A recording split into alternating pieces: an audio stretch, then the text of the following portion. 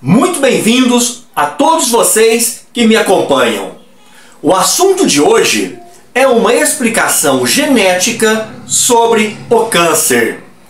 Muitas vezes o câncer se desenvolve através de mutações genéticas ou através de uma ativação anormal de genes celulares que controlam o crescimento celular ou as mitoses celulares.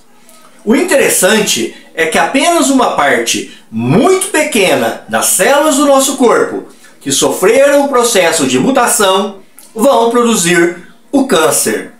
E existem várias explicações para isto.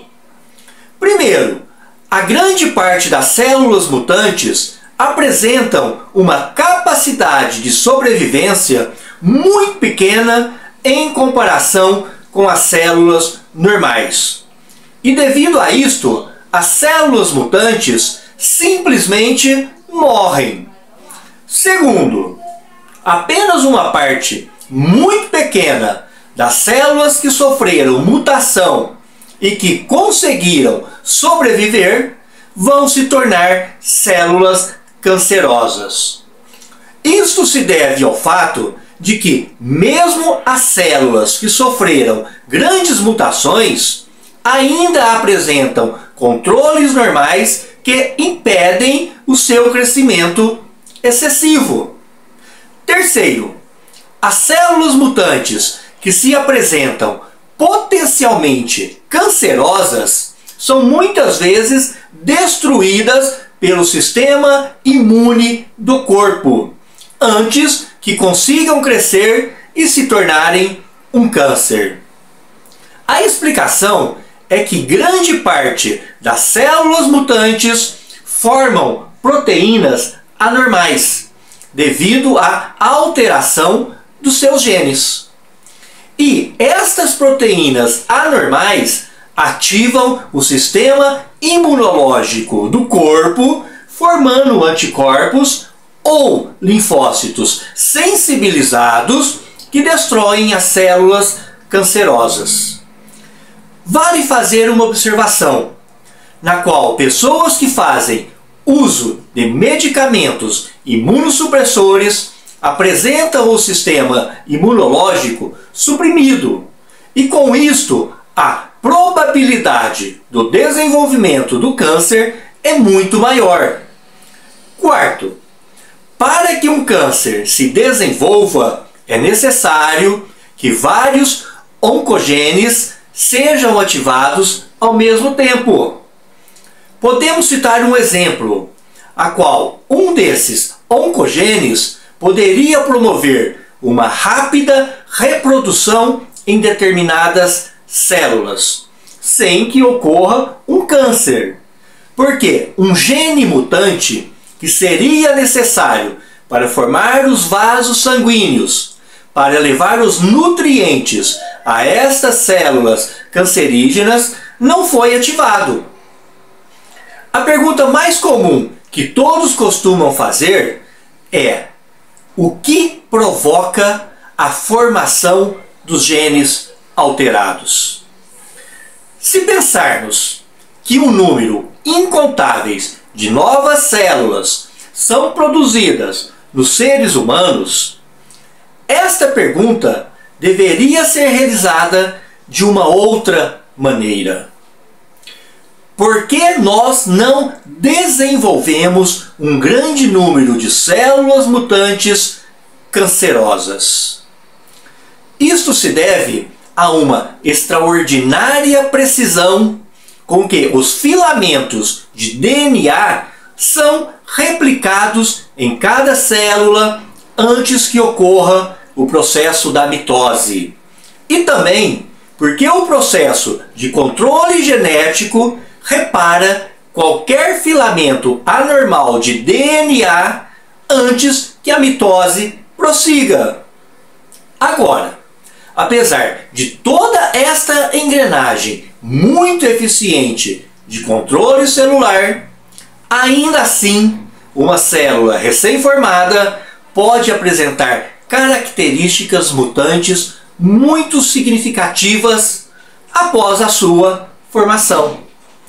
Todos nós também sabemos que a probabilidade de ocorrer uma mutação celular pode ser aumentada quando o nosso corpo é exposto a determinados fatores químicos, biológicos ou físicos. As radiações ionizantes, como exemplos os raios X, os raios gama, partículas de substâncias radioativas e até mesmo a luz ultravioleta, podem levar a uma predisposição ao desenvolvimento do câncer. A ação dessas radiações nas células podem romper os filamentos de DNA, levando desta maneira à formação de várias mutações. Muitas substâncias químicas também apresentam uma grande capacidade em desenvolver mutações. As substâncias químicas capazes de provocarem mutações são chamadas de carcinógenos. Um exemplo muito prático de carcinógenos são os que estão presentes na fumaça do cigarro.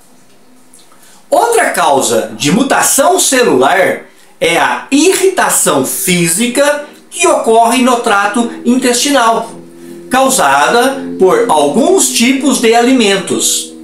A lesão destas células do trato intestinal, causadas por alguns alimentos, leva a uma rápida reposição celular.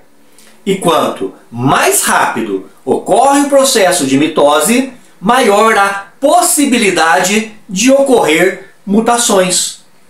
O câncer também apresenta uma forte tendência hereditária. Isso se deve ao fato de que a grande parte dos cânceres necessita de mais do que uma mutação. E as famílias predispostas ao câncer apresentam um ou mais genes já mutados no genoma herdado. As diferenças entre as células cancerosas invasivas e as células normais são que as células cancerosas não respeitam os limites do crescimento celular. E provavelmente isto se deve ao fato de que as células cancerosas não necessitam dos mesmos fatores de crescimento das células normais. Como consequência, estas células cancerosas se movimentam pelos tecidos e entram na corrente sanguínea, sendo transportadas por todo o corpo, formando novos crescimentos cancerosos. As células cancerosas apresentam um alto potencial que pode levar o organismo à morte. Isto se deve ao fato de que estas células competem com as células normais por nutrientes. Como as células cancerosas podem se proliferar, multiplicando-se dia após dia, é necessário que estas células utilizem toda a nutrição disponível para o corpo. E como resultado, as células normais acabam sofrendo morte nutricional. Se você ainda não está inscrito no canal, faça sua inscrição e venha acompanhar outros vídeos. Muito obrigado pela companhia de vocês. Até breve.